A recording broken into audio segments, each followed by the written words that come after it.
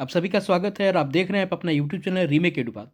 आज हम लोग वर्ग 8 बिहार बोर्ड यानी कक्षा 8 के लिए जो इतिहास की पुस्तक है अतीत से वर्तमान, उसके 13वें जो चैप्टर है उसके हम वन लाइनर को देखेंगे। ये 13वें चैप्टर के साथ 8वें क्लास का जो पूरा का पूरा वन लाइनर है वो समाप्त हो जाएगा। इसी के साथ इस चैनल पे मैंने छठी क्लास का इतिहास भी लगभग डाल दिया है। एक दो और चैप्टर हैं, वो हो जाएगा। भूगोल 6 क्लास का आ चुका है, पॉलिटी आ रहा है 7वीं क्लास में भी मैं शुरू करने जा रहा हूँ कल से। उसके बाद आपको जो साइंस है 6 का वो आ चुका है। तो आप सब प्ले लिस्ट में जाइए, उस सबको देखिए। मैं शाम को 7 बजे के बाद डेली एक वीडियो पोस्ट करता हूँ और सुबह 5:30 में ये आप सवेरे आपको वो ये मिल जाएगा। अभी पॉलिटी सुबह आएगा और शाम को इतिहास आएगा, और बीच में मैं भूगोल कल से शुरू करूँगा आपको 7वीं क्लास का, और 8वीं क्लास का भूगोल भी आएगा। 6ठी क्लास का आ चुका है। तो आप जाके प्ले लिस्ट में सारी चीज़ों को देखिए। मैं बहुत जल्दी आपसे 10 दिनों के अंदर सारी चीज़ों को क्लियर कर दूंगा। आपको चैनल पे इतिहास यानी 6ठी 7वीं और 8वीं का इतिहास मिल जाएगा, भूगोल मिल जाएगा, पॉलिटी मिलेगा, साइंस मिलेगा। उसके बाद जैसे ही होता है मैं हिंदी की चीज़ें भी लेके आपके लिए जल्दी ही पहुंचूंगा। उसके बाद परीक्षा से पहले आपके लिए रामबाण चीज़ें भी और कुछ एकदम जो संजीवनी है उसको लाने का प्रयास करूंगा। आप मेरे साथ जुड़े रहिए। यह बताना आपके लिए आज ज़रूरी इसलिए था कि बहुत सारे लोग मैसेज करते हैं कि सर कैसे, कहाँ है, क्या चीज़ें। तो प्ले लिस्ट में जाइए, आप वीडियो आप जो होता है, आप सबसे पहले मेरे चैनल पे जाइए, चैनल को ओपन कीजिए और वहाँ प्ले लिस्ट होगा, और प्ले लिस्ट में सारी चीज़ें लिखी हुई है। आप वहाँ से उस सबको देख सकते हैं। तो आइए वीडियो को शुरू करते हैं और देखते हैं क्या है आज के वीडियो में। चलिए, पहला प्रश्न जो है हमारे पास, प्रश्न जो वन लाइनर के रूप में जो आया है वो क्या है कि संविधान की 61वां संशोधन। आप बताइए यहाँ क्या है। सबसे पहले देखिए, इस 61वां संशोधन है ये, और ये कब हुआ था? 1989 में।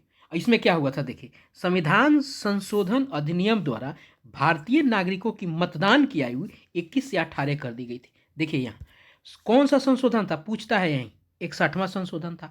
कब हुआ था यह? 1989 में। और इसमें हुआ क्या था? बहुत ही महत्वपूर्ण बात हुई थी। पहले जो था ना, वोट देने की जो आयु थी वो 21 वर्ष थी, और इसी संविधान संशोधन के द्वारा 18 वर्ष कर दी गई। क्या? मतदान की आयु। तो पूछता है कि मतदान करने की आयु कब कम की गई? 21 से 18 की गई। यह 61वां संविधान संशोधन यानी जो 1900 आपको 89 में आया था, 1989 में आया था, उसके द्वारा किया गया था। क्लियर है? चलिए आगे बढ़ते हैं।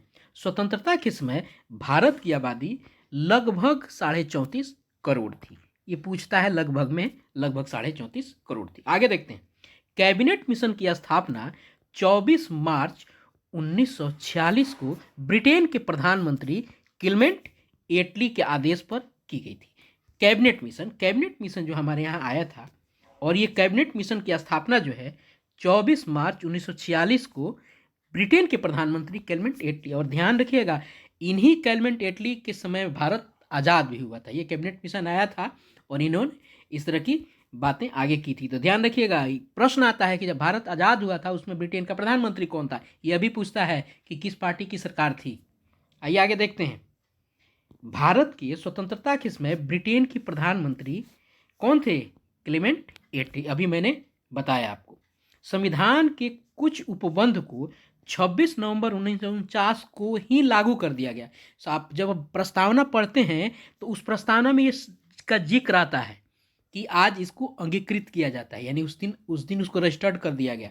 तो लागू चूंकि 26 जनवरी 1950 से पूर्णतः हुआ, लेकिन कुछ ऐसी चीज़ें हैं जिसको लागू किया गया, जिससे राष्ट्रपति आपको भारत में बनाए गए। कई सारे ऐसे चीज़ें जो उसको करना जरूरी था, तो कुछ उपबंध आपको लागू कर दिए गए 26 नवंबर 1949 को। और इसी दिन क्या हुआ? संविधान हमारा बनकर तैयार हो गया था। क्लियर है?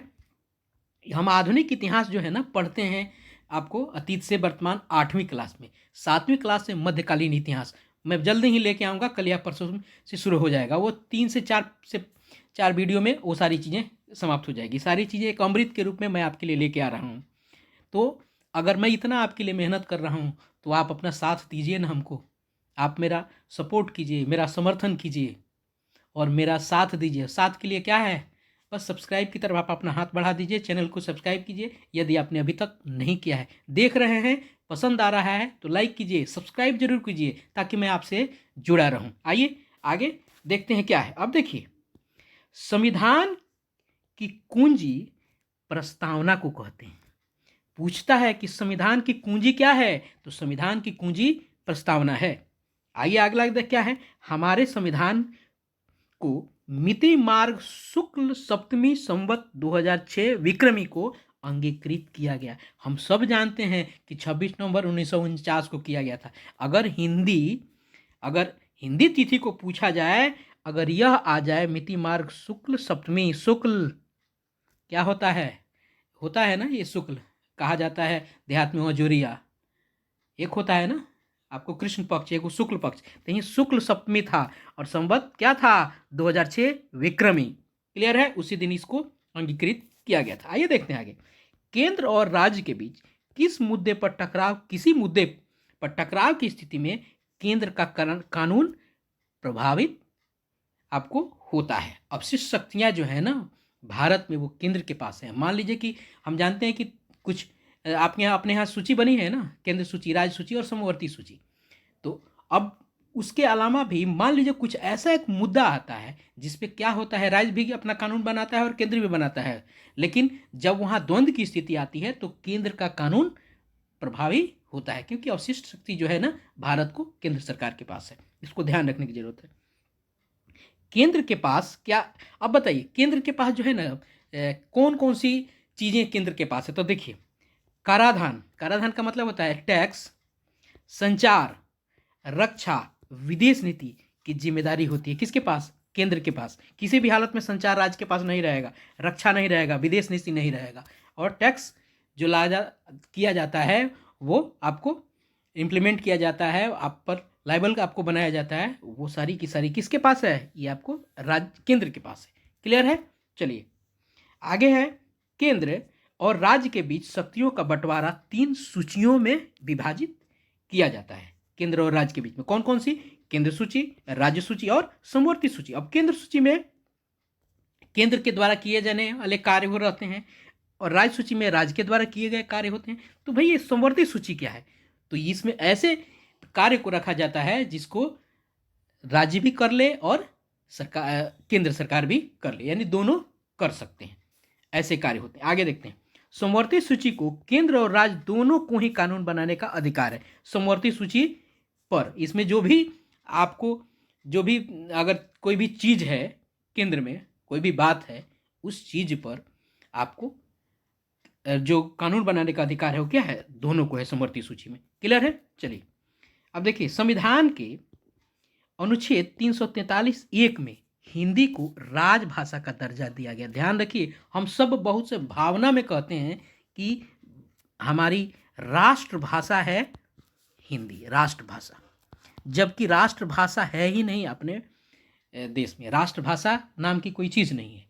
हमारे यहाँ राजभाषा है, राजकीय भाषा है, वो हमारी प्यारी हिंदी है। क्लियर है।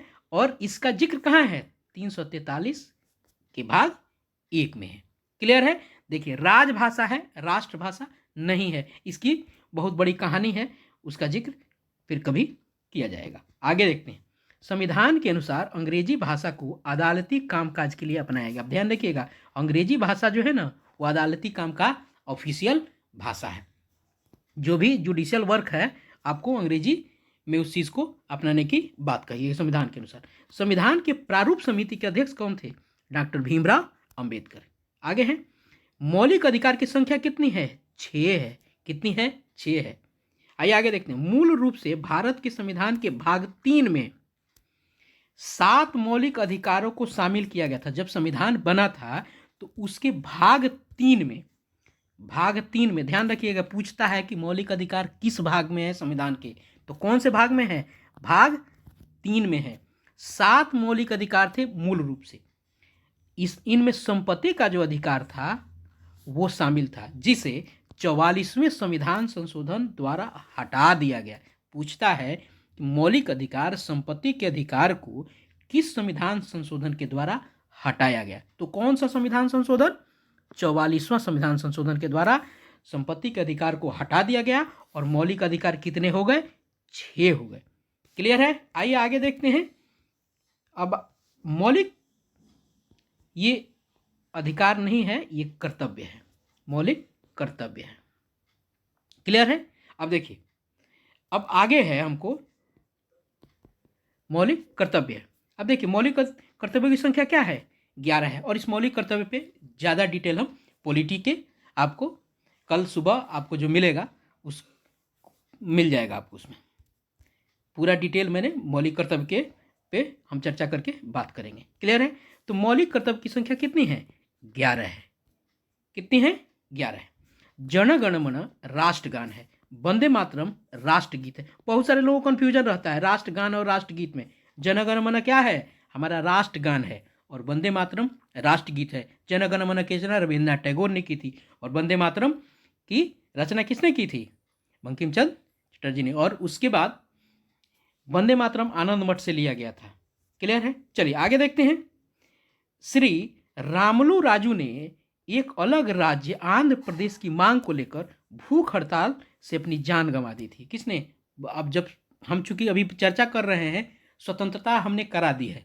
अभी तक हम जो जैसे क्रम से पढ़ते आ रहे थे, अब हमने स्वतंत्रता करा दी है। अब स्वतंत्रता के बाद की कुछ बातों को हम चर्चा करेंगे, नए राज्यों के गठन और संगठन पे। अब देखिए, श्री रामलू राजू थे ना, चूंकि पहले क्या था कि भाषा के आधार पर राज्यों का पुनर्गठन नहीं होगा, लेकिन रामलू राजू जो थे, इन्होंने क्या किया, एक तमिल क्षेत्र के लिए तमिल का तेलुगु के लिए, चूंकि आंध्र प्रदेश में आपको तेलुगु बोली जाती है, तो तेलुगु की भाषा के रूप में आपको एक आंध्र प्रदेश राज्य की उन्होंने मांग की थी, और उन्होंने भूख हड़ताल करके अपनी जान गंवा दी थी। इसी के परिप्रेक्ष्य में और इसी के फलस्वरूप 1 अक्टूबर 1853 को याद रखने की जरूरत है, 1 अक्टूबर 1853 को आंध्र प्रदेश से राज्य बना। क्लियर है? उसी तरह आगे 1856 में राज्य पुनर्गठन आयोग की स्थापना की गई। चूंकि जब रामलू राजू ने जब अपनी जान गंवा दी, तो सरकार को यह महसूस हुआ, आंध्र प्रदेश तो उन्होंने बना दी 1953 में, और उन्होंने 1956 में राज्य पुनर्गठन आयोग की आपको क्या किया की स्थापना की। और राज्य पुनर्गठन आयोग के अध्यक्ष कौन थे? फजल अली को बनाया गया। किसको बनाया गया? फजल अली को। और फजल अली को क्या बनाया गया? राज्य पुनर्गठन आयोग का आपको अध्यक्ष बनाएगा। और ये राज्य पुनरायोग बना कब? 1956 में। और क्यों बना भाई? रामलू राजू ने एक आंदोलन करके अपनी जान गंवा दी थी, और भाषा के आधार पर हमें 1953 में एक आंध्र प्रदेश नामक राज्य बनाना पड़ा। क्लियर है? चलिए आगे देखते हैं। 1 मई 1960 को महाराष्ट्र और गुजरात राज्य के स्थापित किया गया। अब एक ही डेट को दोनों का, महाराष्ट्र और गुजरात जो है, 1 मई 1960 को आपको बनाया गया। क्लियर है? 1966 में हरियाणा बना। वर्ष 2000 में झारखंड, उत्तराखंड, छत्तीसगढ़ का गठन हुआ। क्लियर है?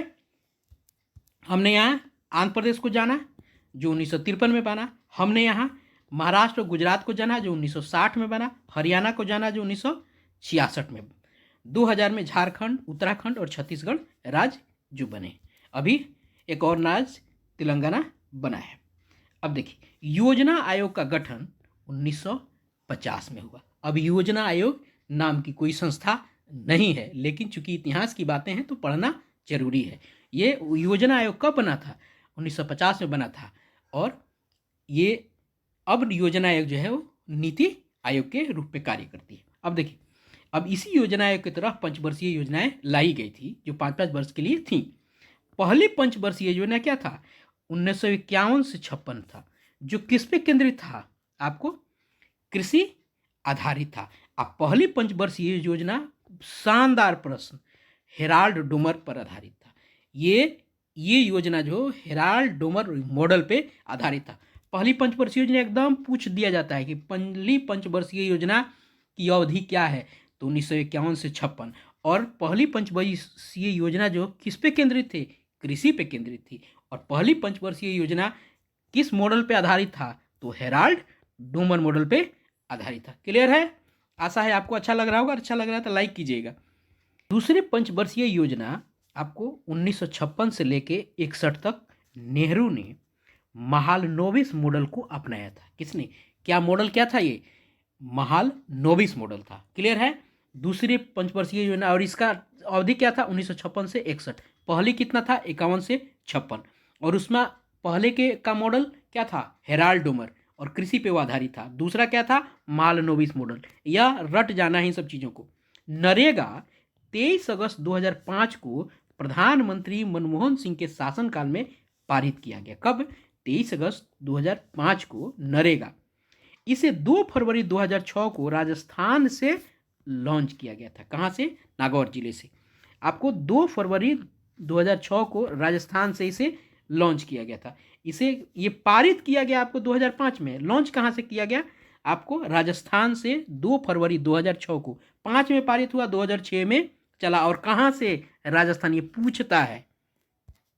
आइए आगे देखते हैं। 2009 में नरेगा योजना का नाम बदलकर महात्मा गांधी राष्ट्रीय ग्रामीण रोजगार गारंटी अधिनियम यानी एमजी नरेगा यानी मनरेगा कहा जाने लगा। योजना कर दिया गया। इसका उद्देश्य प्रत्येक व्यक्ति को काम करने के अधिकार की गारंटी देना था और 100 दिनों की काम की गारंटी आपको इसमें देने की बात कही गई थी। क्लियर है। बेंगलुरु को भारत की सिलिकॉन सिटी कहा जाता है। शानदार प्रश्न। किसको बेंगलुरु को भारत की सिलिकॉन सिटी कहा जाता है। जयप्रकाश नारायण ने संपूर्ण क्रांति का नारा दिया। 5 जून 1974 को पटना के गांधी मैदान में जयप्रकाश नारायण ने संपूर्ण क्रांति का नारा दिया। कब 1974 में। संपूर्ण क्रांति का नारा किसने दिया जयप्रकाश नारायण ने। किस चीज का नारा दिया जयप्रकाश नारायण ने संपूर्ण क्रांति का 1974 में। इसको एकदम बिठा लेना है, याद करना है, ध्यान रखना है। आइए आगे देखते हैं। जून 1984 में ऑपरेशन ब्लू स्टार नामक कार्रवाई हुई। ध्यान रखिएगा जयप्रकाश नारायण ने 1974 में संपूर्ण क्रांति चलाई। 1984 में ऑपरेशन ब्लू स्टार चला। श्रीमती गांधी की हत्या 31 अक्टूबर 1984 को की गई। जून में आपको ब्लू स्टार हुआ और अक्टूबर में 1984 में श्रीमती गांधी की हत्या हो गई। 6 दिसंबर 1992 को बाबरी मस्जिद विध्वंस हुआ। आधुनिक भारत में प्रथम बार तत्कालीन प्रधानमंत्री जवाहरलाल नेहरू द्वारा राजस्थान के नागौर जिले में बंगधरी गांव यानी 2 अक्टूबर 2059 को पंचायती राज व्यवस्था लागू की गई। कहाँ आपको नागौर जिले में, राजस्थान के नागौर जिले में पंचायती राज व्यवस्था जो कहाँ से लागू की गई आपको राजस्थान से। क्या चीज़ पंचायती राज व्यवस्था। इसको बहुत ध्यान से ये इसको पूछता है। ये इस जिले को, नागौर जिले को, इस जिले को पूछता है। आप अभी हम लोगों ने कुछ देर पहले दिया कि नरेगा भी राजस्थान से शुरू हुआ था और आपको पंचायती राज भी राजस्थान से शुरू हुआ और जिला कौन सा है नागौर जिला। क्लियर है। 2 अक्टूबर 1959 को पंचायती राज आपको शुरू हुआ। बलवंत राय मेहता को पंचायती राज का जनक कहा जाता है। इस चीज़ को याद रखिएगा। अब बस यहाँ क्वेश्चन ही आ गया। बलवंत राय मेहता को पंचायती राज संस्थाओं का जनक कहा जाता है। बहुत शानदार प्रश्न है ये। क्लियर है। चलिए, वैसे सारे के सारे शानदार प्रश्न और अमृत स्वरूप है, इस चीज़ को आप ध्यान रखिएगा। 11 मई 1998 को भारतीय सेना के पोखरण के रेंज में भारत द्वारा, इस 98 को याद रखिएगा, किए गए 5 परमाणु बुद्ध परीक्षणों के सेट को पोखरण 2 या पोखरण द्वितीय के रूप में जाना जाता है। बुद्ध मुस्कुरा रहे हैं, कूट उसका था। किसका कूट था पोखरण का। इसी के साथ 8वें पाठ में जो भी किताब में जो भी चीज़ें पढ़नी है मैंने हर एक लाइन को वन लाइनर के माध्यम से आपके लिए लेके आ गया। इस तरह 8वें क्लास की चीज़ें खत्म होती है। अब 7वें, 6ठे और इसकी भूगोल को की बारी है। 6ठे की आ गई है, इतिहास आ गई है, ख़त्म हो जाएगा आज से कल में, और भूगोल आ गया है, साइंस आ गया है। अब बहुत जल्दी 10 दिनों के अंदर सारी चीज़ें आपके सामने रहेगा। उसके बाद मिसलेनियस क्लास चलाऊँगा और जो आपके लिए लाभदायक होगा। आशा है आपको ये सारी चीज़ें और मेरी मेहनत पसंद आ रही होगी। यदि पसंद आ रही है तो लाइक कीजिए बॉस, लाइक कीजिए। और नहीं पसंद आ रहा है तो क्यों नहीं पसंद आ रहा है, कहाँ मेरी मेहनत में कमी रह रही है, आप ज़रूर मुझे बताइएगा। और अपना साथ बनाए रखिए और साथ बनाने के लिए चैनल को सब्सक्राइब कीजिए, सपोर्ट कीजिए, समर्थन कीजिए। इसके अलावा क्या चाहिए मुझसे। धन्यवाद आपका। ध्यान रखिए। जय हिंद।